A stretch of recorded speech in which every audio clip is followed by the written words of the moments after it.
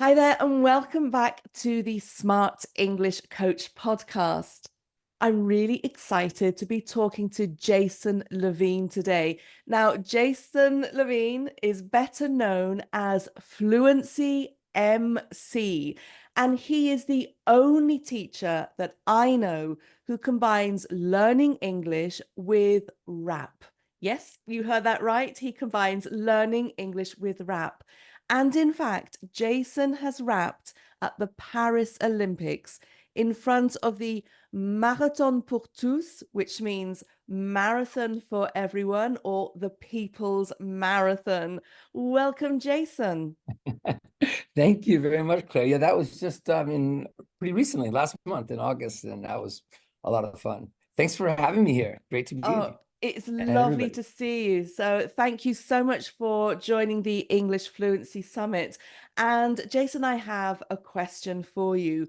So, perhaps you could tell us a little bit about your English teaching background and Mhm. why you started to make songs to help students practice their English. Sure, I'd be happy to. Great question. Well, let's see. I began teaching English a long time ago, 24 years ago, something like that. And up until I would say, yeah, it was around 2006, seven. I'd used music, like I guess like a lot of teachers do, especially language teachers, but more for, yeah, sometimes to help students with learning English, but also to talk about culture and, especially with hip hop, with rap music, which is what a lot of my students were interested in, because this was in New York where hip hop started, and hip hop's, really an international culture. So, and I was a hip hop DJ. So there are these different elements where sort of hip hop became something that I was using in class, but not to help them prepare for TOEFL job interviews, right? I mean, I like French rap. I live in Paris, trying to learn French, but it's not the best thing to prepare for, to get a base of standard English, because it's special for the culture. It's a lot of dialect and so on. So it occurred to me, because my students really needed to increase their English proficiency quickly for tests, for TOEFL especially, for work, for all kinds of things. And they were mainly international students who came over thinking that when they got to New York, their English would shoot up because they were, in New York and not with people speaking their first language, and they're mixed in with all these people from all over the world. And but many of them came without a strong base of grammar and vocabulary. So I had to figure out a way to do that. And in the classroom, we were trying to get them to express their opinions and use critical thinking, but you can't do that without a base of, Absolutely. especially of, Yeah. collocations, like chunks of lexical. So I thought, oh, but maybe I can write a song that has, collocations. They can listen to that on a CD at home. This is before new media like YouTube.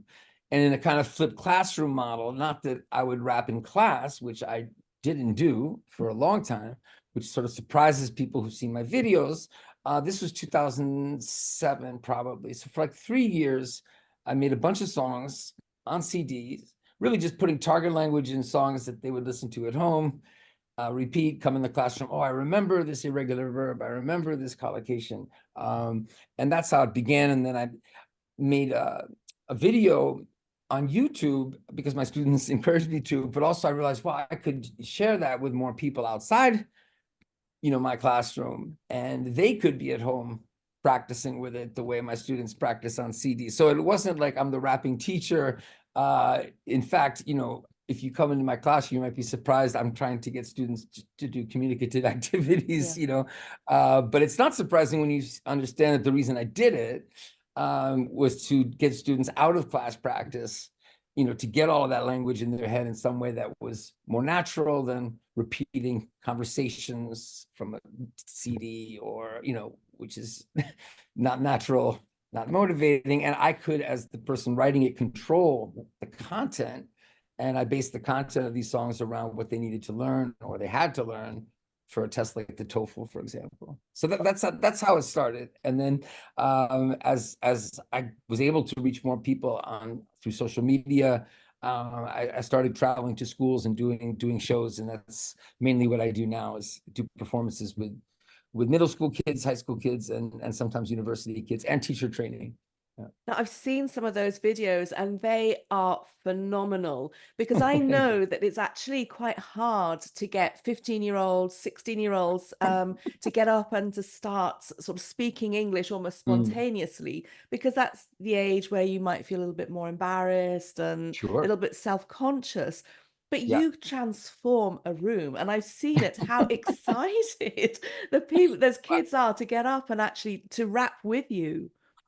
Well, I think there are a few factors, because first of all, when I first started doing it, it was harder because of what you said, like the certain ages, mixes of kids. It wasn't as simple as, they just want, really young kids, right? Mm. It's no problem at all. So I got better at it. So when I do the shows, it's not just the music. I'm also joking with them between songs, playing little games with them, lots of stuff to break the ice and make them comfortable. But it's also the fact that as I started to as more people started to know me and watch the videos, if they know the songs in advance a little bit, it's like any, then, imagine going to a concert where you don't know the music, you're just going to sit there and listen to it. But if you know the songs, you're more likely to express yourself And to, yeah, you get during the concerts. involved. Right, right, right. There's a Yeah. couple of things that you mentioned which I think are really important also for learning English. The first one is that you call it a show. It's not a lesson, it's a Mm, show. And I love mm, that thing about making it more entertaining, because you don't want to mm, be, I mean, who wants to learn something where it's really boring and it's dull and it's a textbook and it's grammar rules? It's not exactly exciting, is it? But you've turned things into a show, which I think is, why, let's face it, I think it's fun to be entertained. But also what I love about what you're doing is you're using, I guess, the kind of musicality, music, to mm, help with learning a language. And that's not something that personally I've actually explored. So I'm really mm, interested to hear more about, your talk at the summit is all about rhythm and mm. rhyme. And I'd love to know a little bit more about how you can use rhythm and rhyme with learning English. Yeah, great. And that's what I plan to focus on for sure. And we're talking about Fluency Summit, and people say, what is fluency? How can I get fluent? I have a little formula that I'll go into a little more detail, but that practice, meaning repetition, but something that you like to practice. So, some people love to just hit a tennis ball over and over again because they get better and better at tennis, or repeat scales over and over. Some people hate it, right? But the repetition, you can't skip that step if you're building a skill. And if you're learning English as a subject, then it's different. But if you're learning English to build a skill, you can't just study it and then go out and use it. It's like, it would be the same as, like, I'm going to read about how to dance and then go perform in front of people, right? But so many people don't repeat. So we repeat songs naturally. So the repetition of a song is something you would do naturally. So that's one thing. But then music has, rhythm and rhyme, which help to encode vocabulary more easily. They're basically mechanisms of chunking, the same way we think about a collocation as a chunk. Well, two sounds that rhyme chunk, like you begin to expect the next sound, so the brain likes that. And then rhythm is the same. Like if you begin a rhythm, it follows a pattern, so the brain loves patterns. And so I began by being so into the lexical approach and the idea of collocation and chunking, and then realized, wait a second, there's other types of ways we chunk, and especially music can help with that. And another thing about music is that usually when we like a song, we listen to it, at different intervals, like maybe the next day or in a few days. And that's spaced repetition. Like if you think about apps like Duolingo, where they give you the vocabulary and then you see it again the next. Music is not only natural to repeat, but we repeat it in a way, usually a song that is actually even better, better way to repeat. So that's also something. And the final thing is immersive reading, which if people don't know that term, I'm surprised how many people don't know that. I didn't know this term for a long time, which is when you read and listen at the same time.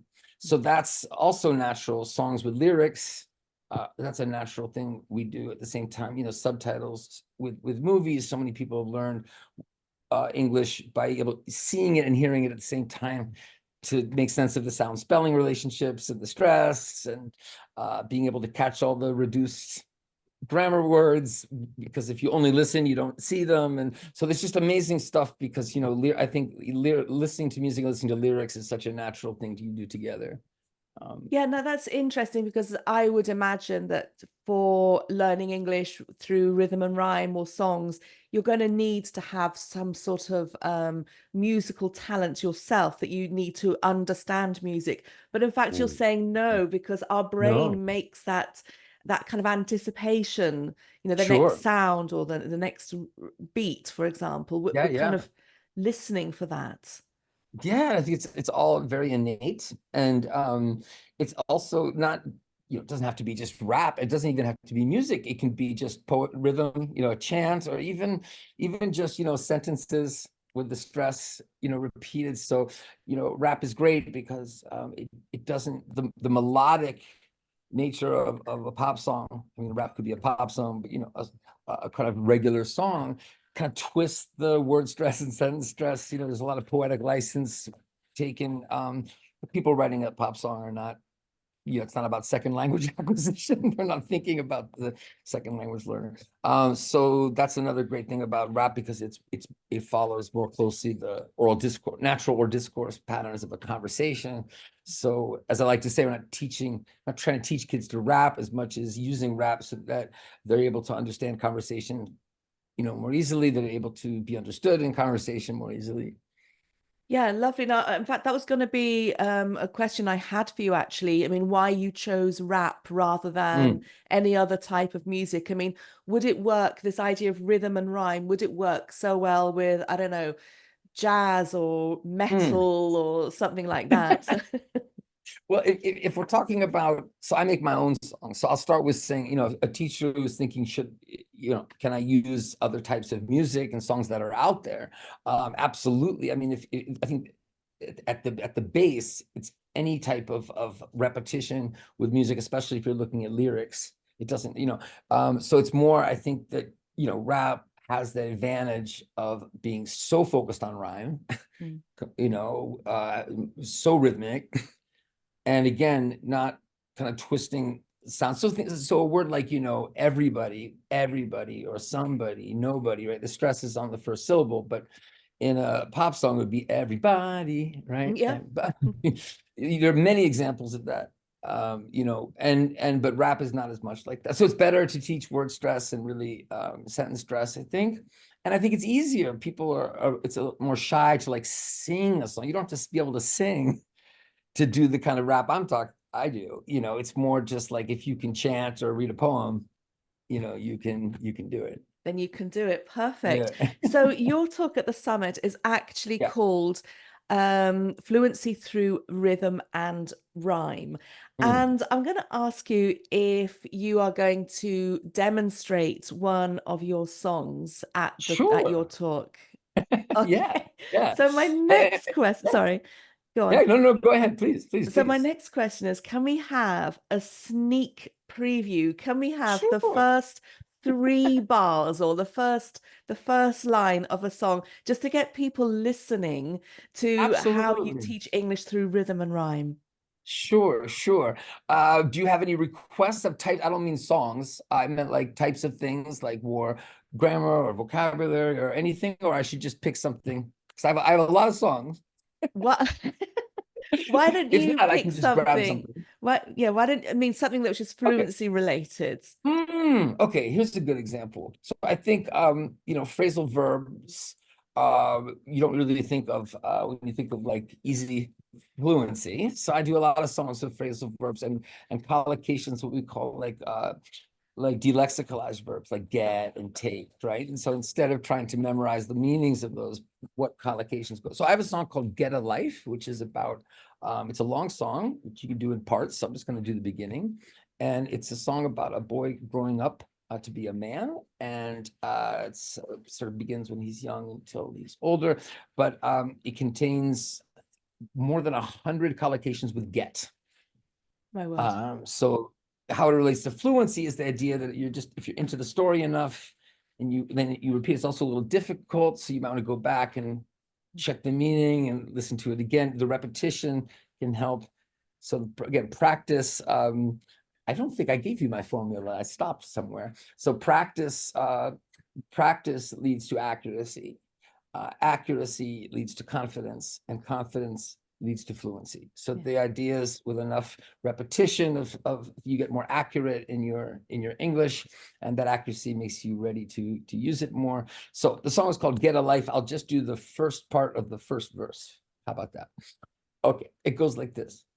I got to know this kid when I got to junior high. He used to get into trouble, get in fights and get high. But when he got a little older, he got more mature. His mom got him in line, so his vision didn't blur. She got on his case to get straight and get a job so they could get by without having to rob. And every night when he got off, he'd get out his notebook and get busy writing rhymes, because he was no crook. He got a look at universities and got some applications, got approval from his teachers to get their recommendations. He got grief from his friends. They got insulted and got hurt when they got scared and insecure because they knew he would desert them.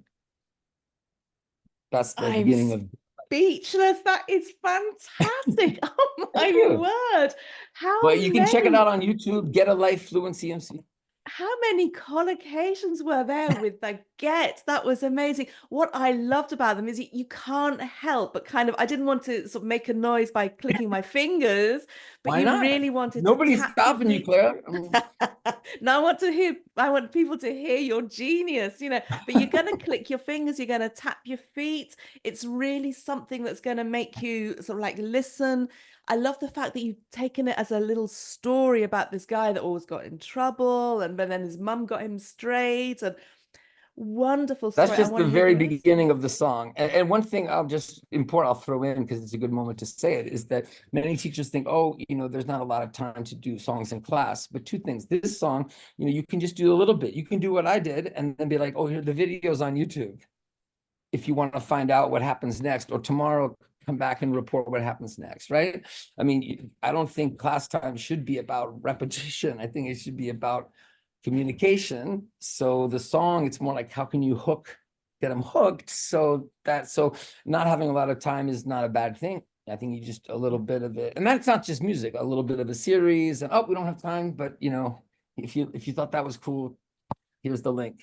You know, I That's a think great. if I was teaching my students with like this little story that's split up into little fragments, little snippets, each day the students would come back because I'd want to hear the second installment, the third That's right. installment. You Yeah, get hooked on it, don't you? sure. It's Sure. absolutely fantastic. Jason, thank you so much. Oh, thank you. I love your song. And I think the people listening to this are going to be really excited to hear more. Cool. So just for the benefit, if you don't know what it's all about, Jason's going to be talking next Thursday. That's the 19th of September at the English Fluency Summit. And his talk is Fluency Through Rhythm and Rhyme. Please do come along, and let's hope he plays the rest, or he sings the rest of Get a Life. Yeah. Hey, if somebody brings it up that they saw it here, we can do that. And I have activities for that song: comprehension questions, gap fills, conversation questions. Oh, wonderful. So, yeah, Thank you lots of stuff for so that. much, Yeah. Jason. Thank you Oh, it's a so pleasure. much. Thank you, Craig. Really looking forward to your talk. Same here. I'm excited. Have a great week. See you Thanks. soon.